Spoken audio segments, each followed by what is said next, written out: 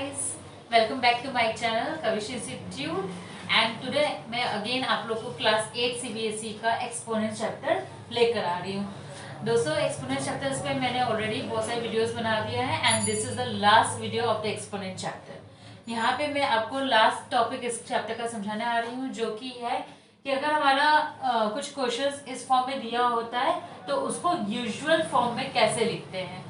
तो ये आज के मेरा जो वीडियो है इसी टॉपिक पे चलेगा। इसको में ज़्यादातर लोग कंफ्यूज होते हैं कि मैं इसको डायरेक्ट कैसे सॉल्व करूँ, कैसे इसका फाइनल आंसर निकालूँ। तो ये बेसिस को आज मैं क्लियर करूँगी।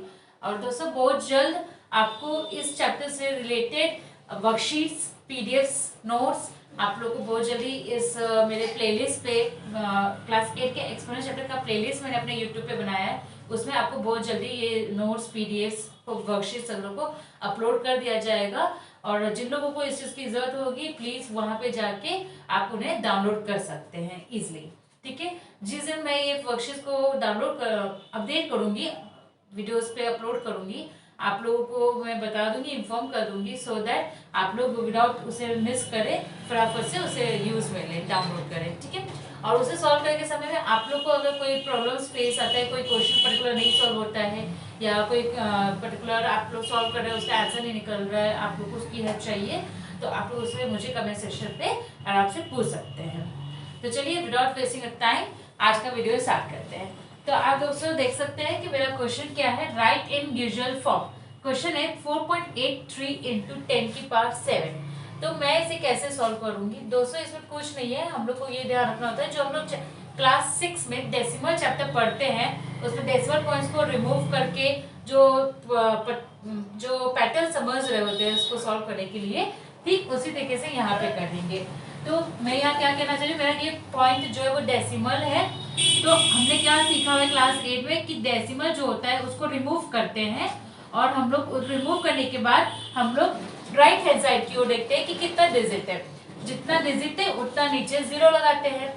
तो यहाँ डेसिमल रिमूव करने के बाद राइट हैंड साइड 2 नंबर है, 1 और 2, तो हमने 2 0 लगाया, राइट। फिर ये जो हमारा था इंटू 10 की पावर 7, ये मैंने वैसा का वैसा रख दिया। Is that clear. Next step मेरा क्या हो जाएगा, आप देख सकते हो कि 10 की पावर 7 अगर है तो हम उसको 10 की पावर 7 यानी कि 10 को हम 7 टाइम्स मल्टीप्लाई कर रहे हैं। इट मीन्स मेरा आंसर क्या आएगा, 1 2 3 4 5 6 7, ये इतना 10 मेरा आएगा, राइट। ये इतना 10 मेरा आंसर आएगा। तो हम लोग क्या देख रहे हैं यहाँ पे 483 अपॉन 100 इंटू 1 2 3 4 5 6 7, 10 की पावर 7 को मैंने सॉल्व किया।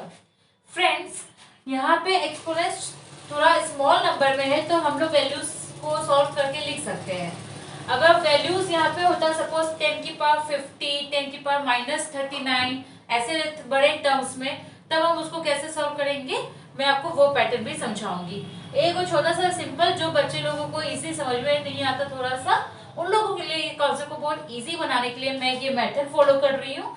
उसके बाद में जो ये चैप्टर मेन है एक्सपोनेंट्स यानी कि डिग्रीज के फॉर्मेट में, हम उस लॉस को यूज करते हुए ही ये क्वेश्चन को सॉल्व करेंगे।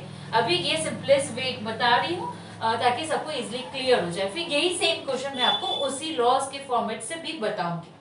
तो यहाँ पे मैंने 10 की पावर 7 को इस तरीके से सॉल्व किया।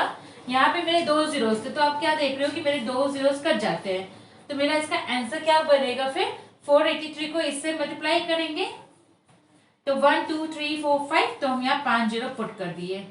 So this is the usual form of exponential form. ठीक है, अगर एक्सपोनेंट में क्वेश्चन और आपको यूजुअल फॉर्म पूछ रहा है यानी कि आपसे ये पूछ रहा है कि उसको नंबरिंग फॉर्म में लिखो कि वो 1 10 100 लाख 10 लाख 1000 किस में जाता है, क्लियर। तो हम लोग एक्सपोनेंट की डिग्री को सॉल्व करके और उसकी वैल्यूज को फाइंड करेंगे, तो ये हमारा आंसर आता है। तो ये एक सिंपलेस्ट फॉर्म है। अगर आप इस टाइप के क्वेश्चंस में लॉस को पुट करना नहीं सीख पा रहे हो, नहीं समझ पा रहे हो, तो आप इस तरीके से भी कैलकुलेट करके ये फाइनल आंसर निकाल के आ सकते हैं। ठीक है, लेकिन क्योंकि हमारा मेन चैप्टर क्या है, एक्सपोनेंट्स, डिग्रीज की बात होती है, लॉस की बात होती है, तो इसलिए ये क्वेश्चंस को भी हमको उसी फॉर्मेट में सॉल्व करेंगे तो हम फुल मार्क्स के अचीवर बन जाएंगे। तो कैसे वो सॉल्व करते हैं, तो ये मैंने फर्स्ट स्टेप जो किया ये तो मैंने सही किया, ठीक है, 4.83 डेसिमल रिमूव किया।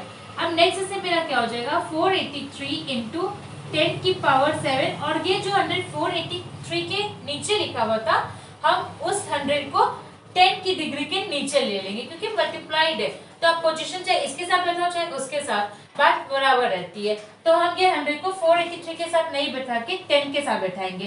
तो यहाँ 100 को हम ऐसा लिख सकते हैं 10 की पावर 2, 100 को मैंने एक्सपोनेंशियल फॉर्म में कन्वर्ट कर दिया 10 की पावर 2 कर सकते हैं, क्योंकि 10 इंटू 10 क्या होता है 100, और हम लोग जब किसी चीज को उसी से मल्टीप्लाई करते हैं तो उसको डिग्री में क्या शो करते हैं 10 की पावर 2, तो इसीलिए हमने ये 100 को 10 की पावर 2 में लिखा। Now what our law says कि जब हमारा x की पावर a अपॉन x की पावर b होता है, यानी कि जब बेस सेम होता है लेकिन डिग्री अलग होता है और डिवाइड फॉर्म में होता है, तो लॉ क्या कहता है x की पावर a माइनस b कहता है, तो वही लॉ हम यहाँ पुट करेंगे। तो ये हो जाएगा 483 इंटू 10 जो कि बेस सेम है, उसकी डिग्री क्या हो जाएगी माइनस सॉरी, तो ये क्या हो जाएगा 483 इंटू 10 की पावर 5 हुआ।